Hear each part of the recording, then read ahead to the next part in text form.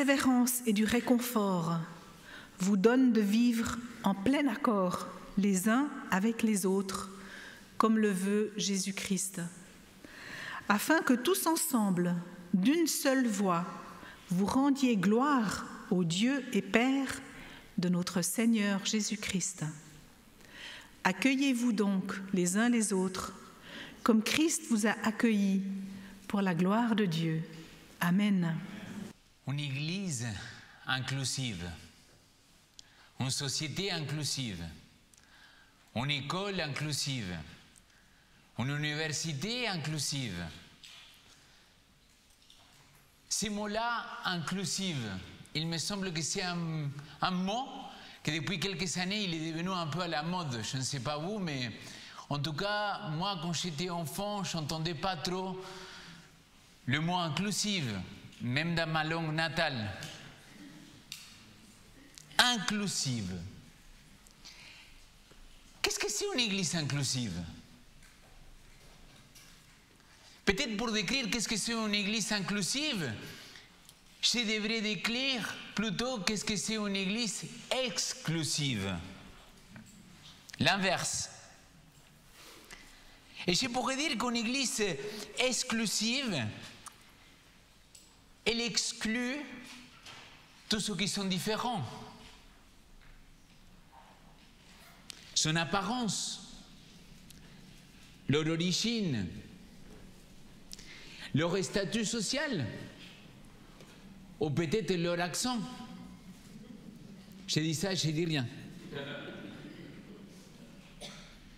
Mais à l'inverse, si ça c'est ce que c'est une église exclusive, une église inclusive, c'est une église qui est dans l'accueil inconditionnel.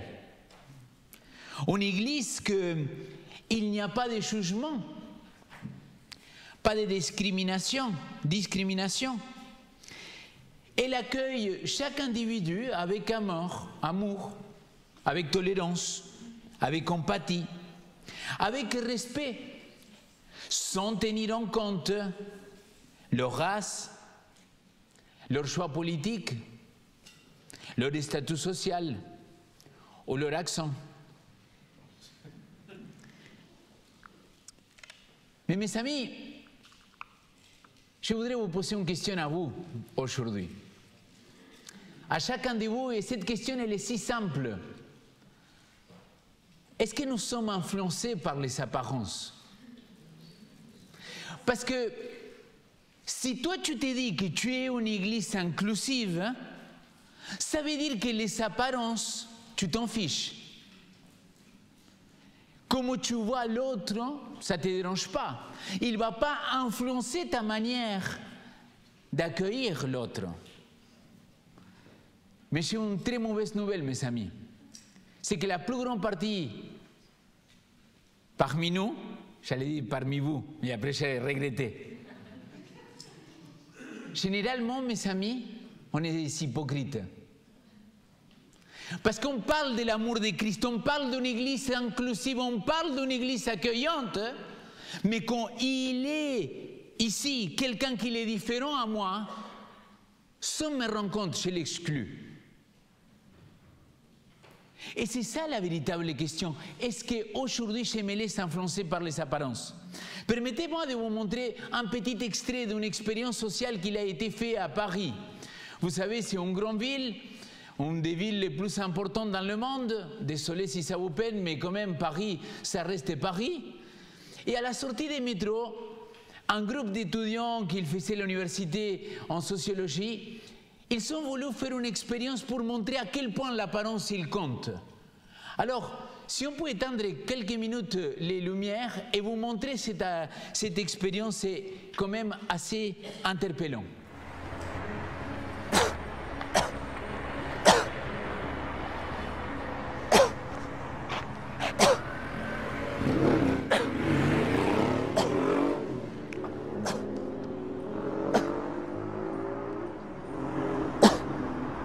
Aidez-moi. Aidez-moi.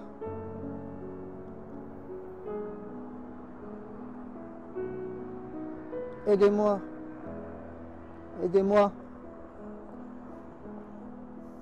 Aidez-moi. Aidez-moi. Aidez-moi.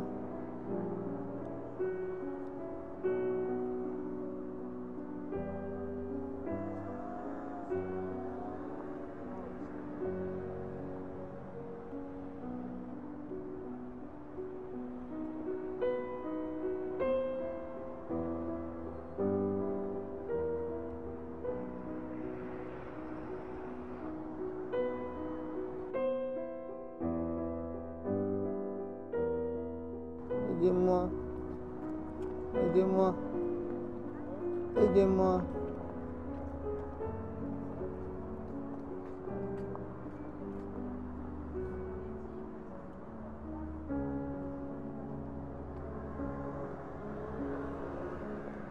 Aidez-moi.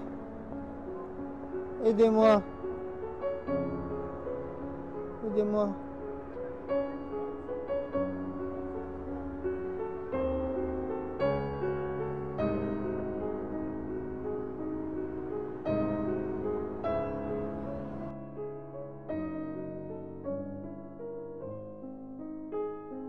When this woman in a New York waiting room collapses in 2008, hospital staff ignore her for an agonizing 45 minutes.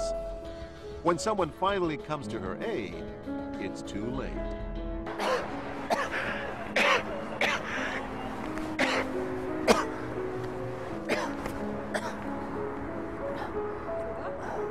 Monsieur, vous m'entendez? Monsieur, est-ce que vous m'entendez? Ça va? Essayez de me parler. Essayez de me parler, monsieur.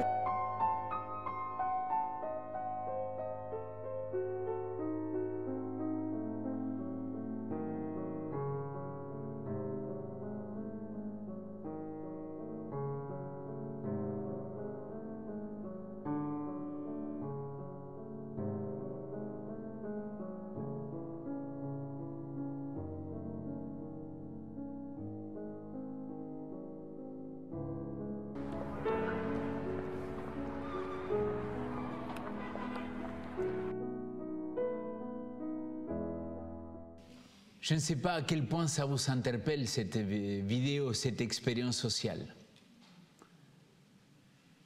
5 minutes plus tard, et pour ce jeune homme, personne n'est venu. Et parce qu'il avait mis un costard et une cravate, quelques secondes plus tard, on est venu à son secours. Est-ce que ce n'est pas la parabole du bon samaritain, mais racontée autrement? Est-ce que cela, en tant que chrétien, il ne devrait pas nous interpeller, mes chers amis? Parce que si nous, on se dit qu'on est une église inclusive, est-ce que vraiment je ne tiens pas compte des apparences des autres? Est-ce que je suis vraiment capable d'accueillir l'autre tel qu'il est, sans le juger, sans lui demander tout de suite, mais il faut que tu changes, parce que sinon Christ il ne pourrait pas t'accepter? Moi, c'est une question que je me suis posée, mes chers amis. Parce que j'aime bien parler que Jésus-Christ, il t'accueille tel que tu es. J'aime bien dire que notre église, elle est une église inclusive. Mais l'église, ce n'est pas Léo. L'église, c'est toi, moi, c'est nous ensemble. Et est-ce qu'en tant qu'église, on est vraiment une église inclusive? Que peu importe qui va venir, peu importe qui sera qu'il va traverser la porte, on va lui ouvrir les bras et on va lui faire un gros câlin et on va lui dire bienvenue, bienvenue à la famille. Est-ce qu'on est vraiment dans cet état de cœur dans lequel je suis prêt à accueillir l'autre tel qu'il est? Peut-être vous le savez, peut-être vous ne le savez pas, mais cette histoire-là de division parmi nous, il n'est pas de 7 siècles. Même à l'époque de Paul dans l'église aux Romains, c'était déjà une église qui était divisée en deux. Ce qu'il se disait venir de la promesse d'Abraham et ce qu'il se disait venir de Christ. Et Paul il écrit à une église divisée. Paul écrit à une église qu'il pensait qu'il devait lui donner un message d'encouragement. Et les paroles de l'apôtre Paul, il nous dit ceci. Romains chapitre 15, verset 7. Aussi, accueillez-vous les uns les autres, comme le Christ lui-même vous a accueillis, pour la gloire de Dieu. Ce qui est intéressant dans ce texte-là, c'est que l'apôtre Paul, il ne parle pas d'un accueil comme toi ou moi on peut faire envers quelqu'un d'autre. Il parle d'un accueil, et là le modèle qu'il va mettre, c'est notre Seigneur Jésus-Christ. C'est-à-dire il faut que tu sois prêt à accueillir l'autre comme Christ, il t'a accueilli à toi. Mais regardez comment c'est le monde dans lequel nous vivons. Dès que je me sens transformé, dès que je vis quelque chose de différent dans ma vie et que j'ai réussi à vivre cela, je pense que l'autre aussi, il pourra le faire dans le même temps que moi. Sauf que toi et moi, on n'est pas pareils. Sauf que toi et moi, on est différents. Et qu'il faut lui donner le temps à l'autre de faire son propre cheminement.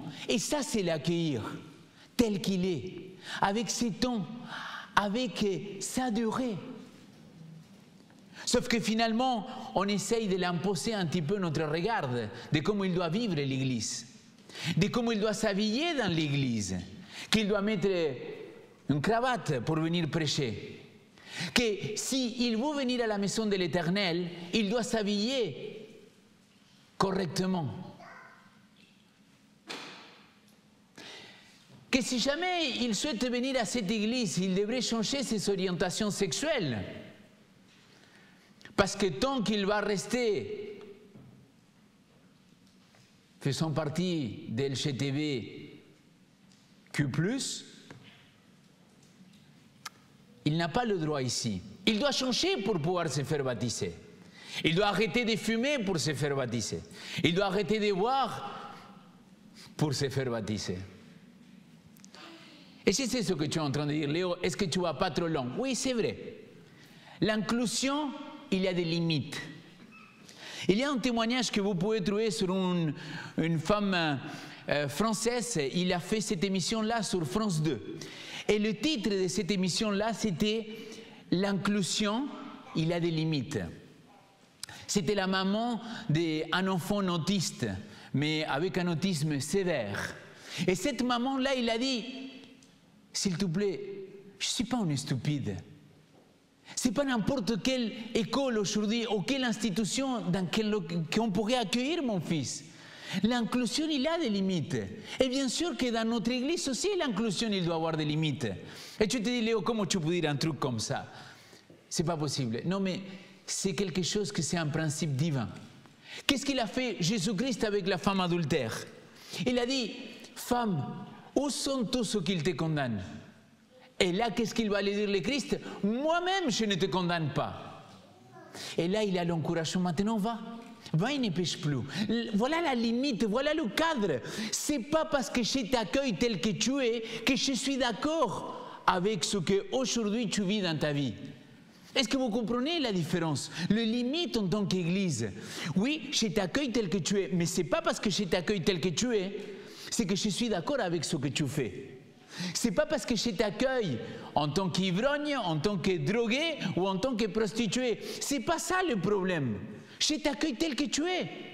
Mais oui, pour toi et pour amour à toi, je ne suis pas d'accord avec ce que tu pratiques aujourd'hui.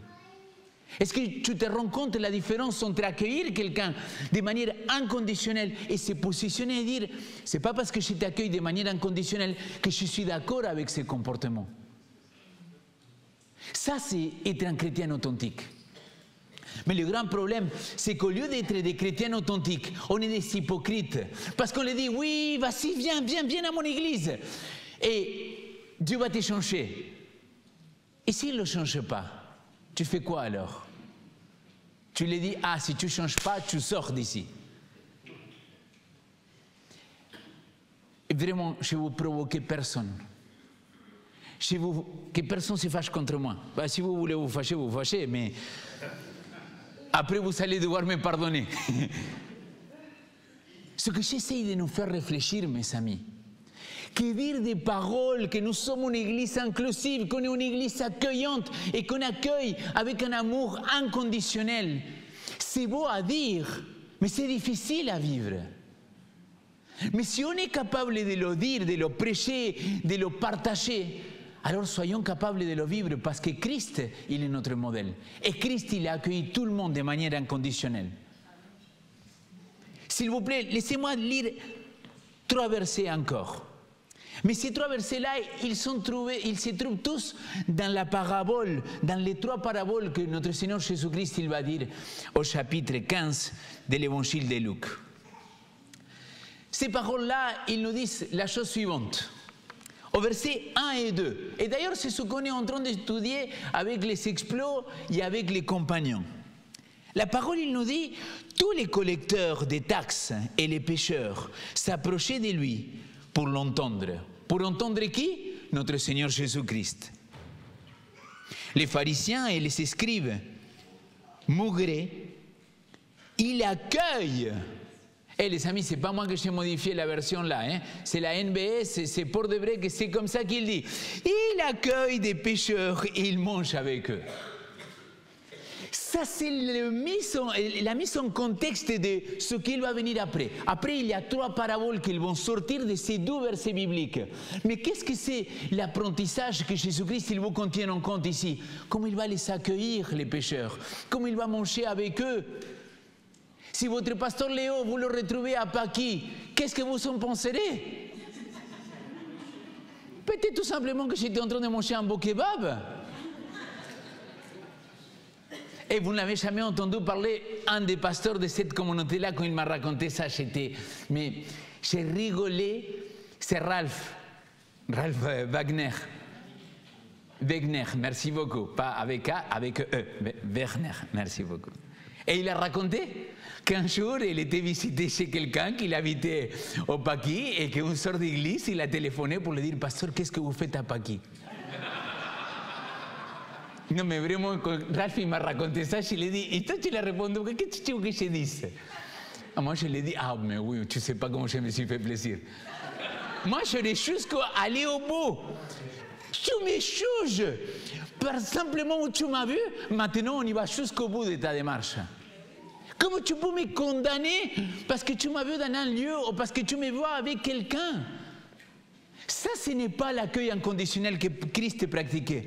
Parce que Christ, sincèrement, les amis, ils s'en fichaient de ce qu'on allait penser de lui. Parce qu'il était vraiment inclusif. Et il savait mettre des limites et dire, oui mon frère, oui ma soeur, je t'accueille tel que tu es, même si je ne suis pas d'accord avec ce comportement. Mais toi, mes bras ils sont ouverts pour toi. Et à partir de là, il va donner 3 paraboles pour l'expliquer qu'est-ce que c'est le royaume de Dieu et comment une église elle devrait être inclusive. Je ne vais pas m'attarder ni sur la brebis perdue, ni sur la drachme perdue. Et je ne vais pas non plus faire une étude des textes avec vous de cet enfant prodigue.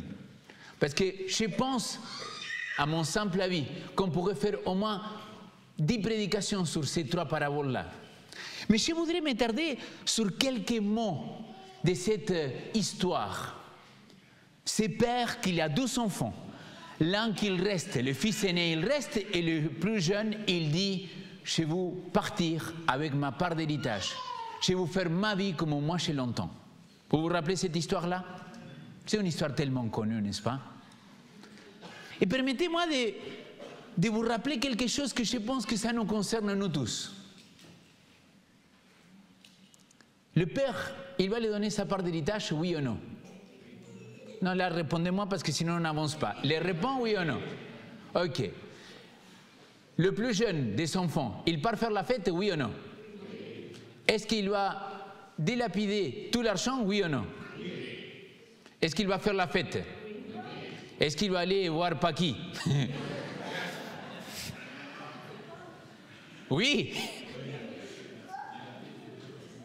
Est-ce qu'il va tout perdre? À cause d'une famine? Non? Ah, je pensais que l'histoire il disait ça. Il va perdre tout l'argent, il va se retrouver dans une situation difficile, jusqu'à qu'il va devoir aller manger avec les cochons. Est-ce que ça c'est vrai, oui ou non? Et là, il se rappelle de quoi?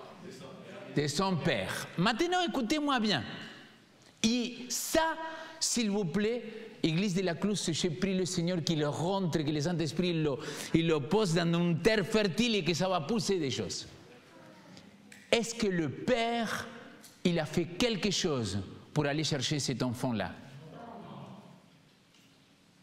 À bon entendeur, salut, n'est-ce pas? On ne sait pas s'il a prié, on ne sait rien qu'est-ce qu'il a fait. Ce que je sais, c'est que l'Église, elle se désespère pour aller chercher les enfants qui sont nés dans l'Église, qu'ils sont grandis dans une bienveillance, dans un foyer chrétien. Et qu'on veut tout faire pour mettre en place pour aller les chercher. Et je suis désolé. Mais dans la parabole, le père, il ne fait rien. Il laisse faire son expérience à son enfant. Est-ce que nous, en tant qu'Église, on ne devrait pas comprendre quelque chose? Moi, en tant que pasteur, est-ce que je ne devrais pas comprendre quelque chose? Que peut-être mon enfant ou ma fille, un jour, ils ont besoin de faire leur propre expérience, même si ce n'est pas le choix que j'aurais fait pour eux, mais c'est leur vie, c'est leur expérience. Et bien sûr, comme tu disais, Evelyne, j'ai prié pour qu'un jour, cet enfant-là, il va se souvenir de son père. Parce que c'est exactement ce qu'il va aller passer au fils prodigue, à cet enfant-là. Regardez le texte, s'il vous plaît. Permettez-moi de lire ce qu'il a dit. Juste avant, le verset 17 avant, il dit « Rentrer en lui-même ». Ça, il n'est pas affiché là. « Rentrer en lui-même ». C'est qui va rentrer en lui-même? Ses fils. Ses fils, il va dire « Qu'est-ce que je suis en train de faire ?» Et c'est là où il dit « Combien d'employés chez mon père ont de pain de reste, alors que moi ici, je meurs de faim. Je vais partir, j'irai chez mon père et je dirai, Père, j'ai péché contre le ciel et contre toi. Et c'est là que quand cet enfant-là, il prend conscience, il va donner ce discours à son papa. Mais il y a quelque chose qui n'est pas marqué là. Et je voudrais que vous me répondiez oui ou non. Est-ce que le papa de cet jeune, quand il a vu que son enfant il revenait, est-ce qu'il est resté assis, bras croisés, à lui dire celui-là il va m'entendre maintenant? Je vais lui dire ces 4 vérités. Tu aurais dû entendre ton père, hein? Pourquoi tu n'as pas entendu maman et papa? Je te l'avais dit, oui ou non? Et cet père-là, la Bible dit qu'il part en courant et que c'est lui qui s'est mis autour de son cou, de son fils. Dans ma lecture biblique, moi j'ai envie de dire Amen, quoi. Parce que regardez, là, le fils, il lui dit, oui, tu vois, là, il est à la limite. Il dit, Père, j'ai péché contre toi, contre le ciel et envers toi. Je ne suis pas digne d'être appelé ton fils. Mais le père dit à ses esclaves, apportez vite la plus belle des robes et mettez-la lui. Amenez le veau engraissé et abattez-le. Mangeons, faisons la fête car mon fils, que voici était mort, il est repris, il était perdu et il a été retrouvé. Et ils commencèrent à faire la fête. Mes amis, pour moi, cette histoire-là, c'est l'explication de ce que c'est une église inclusive. J'aimerais dire quelque part, qui suis-je moi pour te juger, peu importe comment tu es habillé, peu importe tes orientations politiques, tes orientations sexuelles, qui suis-je moi pour venir te dire comment toi tu dois vivre? S'il y a quelqu'un qui doit te transformer, ce n'est pas moi, c'est le Saint-Esprit. Par contre, moi, mon devoir selon ce que Christ il nous enseigne à travers cette parabole, c'est que quand il y a un enfant, qu'il revienne à la maison. Quand il y a quelqu'un qui était loin, qui était perdu, je dois aller le prendre dans mes bras, avec la condition dans laquelle il est. Sans lui demander d'aller se baigner, d'être propre avant de pouvoir l'embrasser. Est-ce que vraiment, mes amis, on est une église inclusive? Parce que moi, j'ai le désir de tout mon cœur qu'on puisse accueillir celui qu'il pense comme moi. Et je ne suis pas en train de te parler, s'il te plaît, j'espère que tu n'es pas, et que ton esprit n'est pas parti penser à un SDF. Parce que ça, c'est bâton, ça, c'est facile, les amis. Accueillir quelqu'un qui était dans une situation d'heureuse, c'est facile. Accueillir quelqu'un de manière inconditionnelle, quelqu'un qui pense autrement que moi, ça, c'est là qu'il commence un véritable travail. Quand quelqu'un d'extrême droite ou d'extrême gauche, il vient m'imposer son point de vue, ça, je veux savoir si tu es vraiment dans une église inclusive ou pas. Quand quelqu'un il vient avec une orientation sexuelle que ce n'est pas celle que tu prévois pour tes enfants, est-ce que là, je suis prêt à l'accueillir? Quand quelqu'un il vient dans une situation de vie, avec une famille récompensée, une famille qui a été détruite, est-ce que je suis prêt à l'accueillir tel qu'il est? Ou je vais lui mettre un titre, oui, mais lui, elle, c'est un divorcé. Oui, lui, il a détruit sa famille. Est-ce qu'on va lui mettre une étiquette à cette personne-là? Ou je vais voir devant moi un enfant de Dieu? Je vais m'arrêter là, mes amis, parce que je pense que je n'ai pas besoin d'être plus long pour que vous compreniez ces messages-là. Mais je vais vous raconter ce qui s'est passé à un pasteur, qu'il a été vraiment un pasteur, qu'il avait 30 ans de ministère, et que dans son ministère, il a toujours dénoncé 12 axes principaux dans sa vie.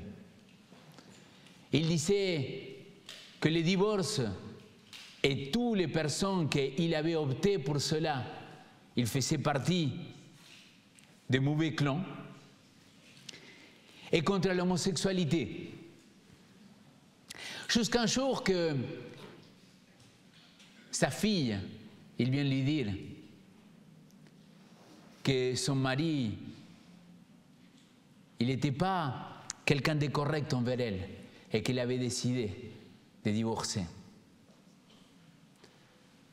Jusqu'au jour que son fils, il est venu lui dire en larmes qu'il était homosexuel. Ce jour-là, ce pasteur, il a compris ce que c'est l'accueil inconditionnel. Le prêcher, mes amis, c'est facile. Le dire de la bouche vers l'extérieur, c'est facile. Mais le vivre, ça c'est une église inclusive. Amen.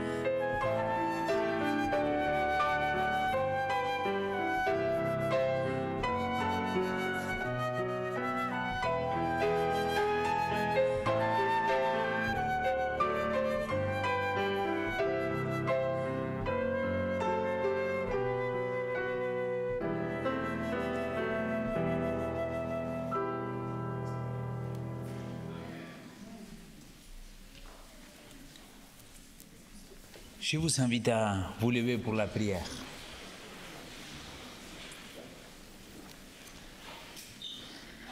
Notre Père,